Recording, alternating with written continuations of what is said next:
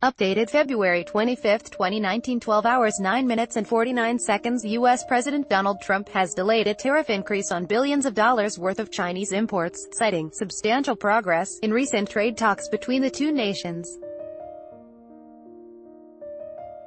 Key points. Donald Trump sent two tweets late on Sunday night announcing the tariff increase. Delayed market reaction thus far has been subdued, with the Australian dollar rising slightly to 71.6 US cents MR. Trump said he hoped to host Chinese President Xi Jinping at his Florida mansion to conclude a trade agreement. Tariffs on a wide range of Chinese imports into the U.S. were set to rise from 10% to 25% this Friday.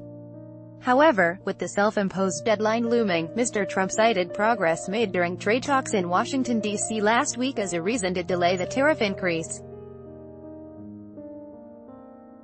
In two tweets posted late on Sunday U.S. time, Mr. Trump said he hoped to meet his Chinese counterpart Xi Jinping at his Florida mansion to seal a trade deal. "I am pleased to report that the U.S. has made substantial progress in our trade talks with China on important structural issues including intellectual property protection, technology transfer, agriculture, services, currency, and many other issues," Mr. Trump wrote. "As a result of these very productive talks, I will be delaying the U.S. increase in tariffs now scheduled for March 1st. Assuming both sides make additional progress, we will be planning a summit for President Xi and myself at Mar-a-Lago to conclude an agreement." A very good weekend for U.S. concerns around intellectual property theft, compulsory technology transfer to Chinese companies for access to its market, alleged currency manipulation and other trade issues.